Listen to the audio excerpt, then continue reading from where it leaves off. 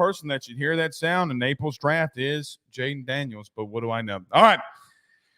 Let's preview this Arkansas series, ladies and gentlemen. So it was announced today that Jay Johnson isn't actually making any changes. What do I mean? Luke Holman will go on Friday, but not against Hagen Smith because the series starts tomorrow on Thursday. Normally what you have is obviously what Arkansas is doing. Your ace goes on game one, yada, yada, yada. But Jay has announced, or it's been announced, that Luke Holman will go on Friday and Gage Jump will go on Saturday. Clearly, I do think that this is for two reasons. Number one, I do think Luke Holman, his pitch count was a little bit elevated, more than maybe it was in previous starts. So was Gage Jumps. Maybe they just don't want to. They really want to give him that other days of rest. I don't think that that's true, though. I don't think that is the case. What I think is the case here is because of what Arkansas has on Friday going with Hagen Smith. So Hagen Smith is the bona fide superstar for the Arkansas Razorbacks baseball team. He's been so good, guys, that I don't think that people have realized, like this time last year, Paul Skeens throwing 102. A lot of people knew about him. He was the number one player in the portal, so everybody knew him. And a lot of people, and obviously baseball fans, know who Hagen Smith is. I just don't know if they realize how good of a season that he's had. 29 innings pitched. He's only given up 11 hits. Say that again.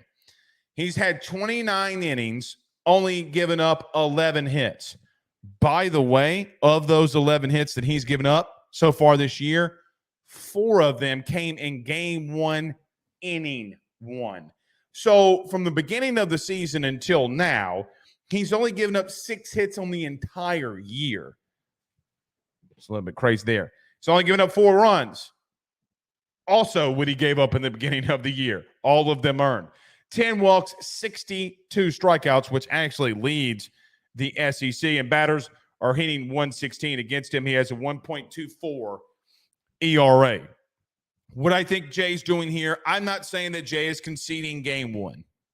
I refuse to believe, because of how big of a competitor Jay Johnson is, I don't think he's conceding. I think he's trying to play strategy. What does this ultimately tell me? I think that Jay is going to, and without a shadow of a doubt, go for games 2 and 3 because he thinks that he has a better chance, especially after 2 times last year when you faced Hagen Smith and you weren't able to get to him, you weren't able to hit off of him. I don't want to say that you're conceding because I do think that you're going into the game to try to win. So who's going to start tomorrow? Who's going to be the guy on the mound tomorrow? Here's who I think it is. I have no idea.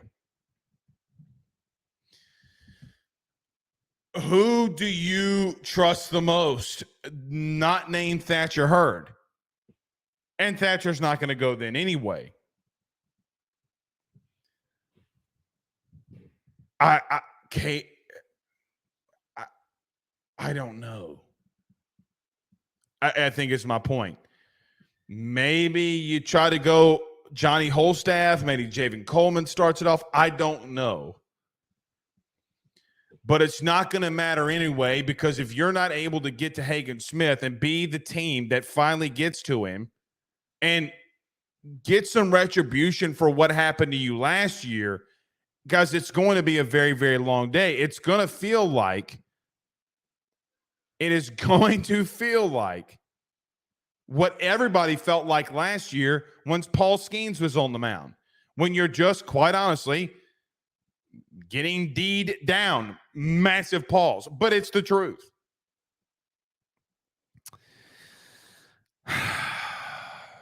Guys, I don't think you can win tomorrow, though. I legitimately don't. I think that he's that good. Now, that's me projecting. Anything can happen. Let me just say this. Anything can happen in baseball. Anything can happen in baseball. So I'm not saying it's impossible, because clearly it's possible that tomorrow you come out here and you come guns a-blazing. You come out blasting and you're able to win on Friday. But, man, I think what Jay, to some extent, is saying, listen, we're going to go and compete. We're going to do everything we can to win game 1. But if we leave Holman on Friday and we leave Jump on Saturday, we could have a potential where, look, Melina is going this weekend, and you got Tiger that's going as well. So just to give you an idea, Will McIntyre, who has been the best reliever for the Arkansas Razorbacks, I could make the argument is their second best pitcher. He's probably going to be the guy that comes after Hagen Smith. He's got 11 appearances on the year. There's a high probability that you see him more than once this weekend. He has 11 games. He's got 3 shutouts. He's got 2 saves. He also is only 1/3 inning away from matching Hagen Smith in innings pitched. He's a reliever. Okay. He has 32 strikeouts. He has been a little bit able to, teams have been able to get to him a little bit more than Hagen Smith. He's got a 172 batting average against, but that's who you're going to see. And there's parts of me that wonders if Will McIntyre is able to go on Thursday and you see Hagen Smith and McIntyre, I guess that they believe that Melina is somebody that they could get to more than anybody else, who's also going to be their starter.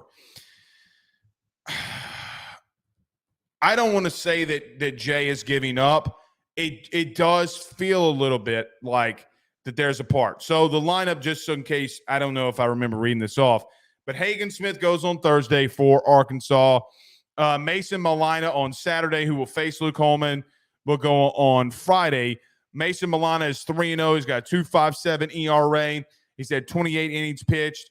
He's given up a lot of walks, 15 walks in that 28 innings with 47 strikeouts. And then Brady Tigert is going to go on Saturday. So a really good matchup on Thursday and Friday, excuse me. On Friday and Saturday. I was right the first time. So we'll see. I think that's a strategy. Do you go with a Griffin Herring? Do you who comes out of the mound? I don't know. I legitimately, I would be giving you guesses. I actually asked today and was told, we don't know. That's what I was told. Talk to somebody up there today, closer. I'm going to leave that alone. But I don't know I think they have a really strong idea. I think they've told the guy by now who's going to be going tomorrow, like, hey, man, we're going to you. Maybe they tell him in the morning. But we've seen Nasty Nate Ackenhausen, okay, get that phone call before. We've seen Jay go to Nasty Nate Ackenhausen when he's needed a start in the College World Series. I know that he threw on Saturday. Is he rested enough? I don't know. I do not know. But you've gone to him before. Do you go back to him and try to get him a start again? I don't know. But I would not be surprised if you went with a lefty. And what's even more interesting is I don't know when Jay's going to let it be announced that who he's going with. He plays things very close to the chest. I remember last year, in Game 3 versus Florida in the College World Series in the National Championship finale, everybody kept speculating. Everybody kept speculating. There's just no way you don't go to Skeens. I think what we know is that Skeens is going to come into the game, but he's probably not going to start. Jay's going to give him the ball, and which Jay was going to do that. Candidly, that is what Jay was going to do. But he told Thatcher Hurd the morning of, hey, man, let's roll. And then the story, he didn't have to go to anybody else. Guys, this is one of the best pitching staffs in the country. Not the conference, the country. They have multiple guys that have seen 10 appearances, 9 appearances, and Stone Healet. Okay. You also have Jake Cody Frank, that has 10 appearances. Guys, all of those dudes have a sub-3 ERA or less. They are not getting hit. They are not giving up runs. This pitching staff as a unit okay, as a unit, has a total of a 2.50 ERA. They don't give up runs. And it doesn't bode well when you've been struggling at the plate. When you get runners on, this is why on the post game last night I was so pissed off. It's because runs are going to be so crucial this weekend that you're gonna have to probably play a little small ball. If things aren't going your way, you're probably gonna have to play some small ball. If you get runners on and you get in the first and third, you're gonna have to do a delay steal, get in a pickle, see if you can try to get the runner home from third. You're gonna have to do everything you can to generate runs. But last weekend, I thought it was going to be more of an offensive onslaught, even though Game 3 was for Florida. Maybe I'm wrong. I mean, but you would just be the first team to go against a team who, quite honestly, I mean, really and truthfully, the worst guy, I mean, a guy that you could actually see, Cooper Dossett, he has 6 appearances. He's got 6.35 ERA. Guys, we have multiple dudes in our pen that have that. Multiples. He would actually probably not be a bad guy in our bullpen, considering how some of the guys have looked here. So we'll see, man. I do like the matchup between Holman and Molina. I think it gives Holman a fighting chance to get a win on Friday. And then we'll see what we get from Gage Jump. But, by the way, Brady Tigert, man, is not – guys, he was, if I'm not mistaken, he was a transfer. Or was it Molina? I forget one of the two. One of them was transferred last year, I think was Texas Ace. Was that Molina? Guys, can we bean count that? Who was it Molina or Tigert that was the Texas Tech transfer? Not sure of his status here. But Ben McLaughlin, 316. Jared Sprague-Lott, he's hitting 323. Peyton Stovall, 310.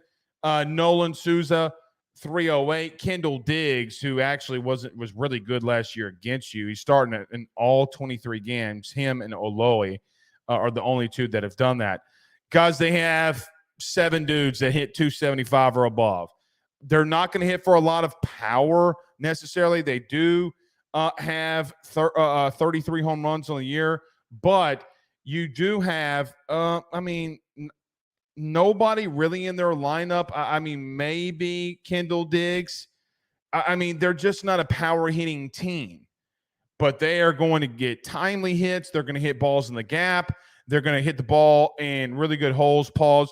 They're going to hit ground balls into any shifts. They're a very well-rounded team. They are not going to hit for power. They are more going to hit for average. They're scrappy. You know what they are? They're an Arkansas team.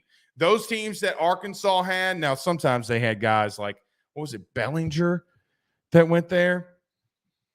But they've had guys that have had power before. But nevertheless, they're going to hit for a high average. They're going to steal some bases. Like I look at the stolen bases that they have on the year. They don't have a lot. Like one dude just doesn't have a lot. But guys, I look at Aloy. He's got 3. I look at Diggs. He's got 3. I look at Levitch. He's got 1. Peyton Holt had 3. Really, really good team at spraying the ball all over the field. I do think you can have some success on them. I 100% believe that you can have some success against them and do some really good things. I think Friday night you're going to be fine. I think Saturday night you're going to be fine. I do think that this could be a close series. I just don't know if you have enough to win it.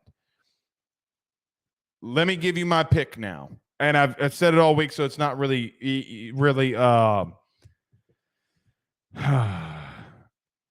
newsworthy because I've said this before. Guys, I just don't know if you can win this weekend. I'm not confident that you can.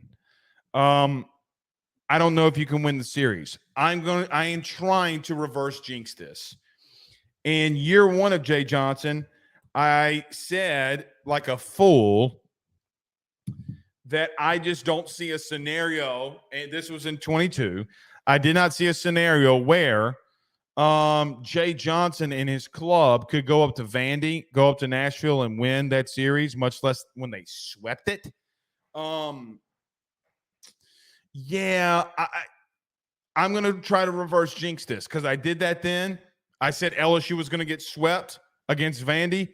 Biggest mistake that I had. Probably the most off thing that I had, and just continues to go that this is baseball. I hope that LSU pulls out the series. I think that they can pull out the series. I'm not saying that they can't. I just don't know if I can see it. Like, you can sit here and try to convince me that they will. And I think that a lot of you, if you try, would make a lot of good points.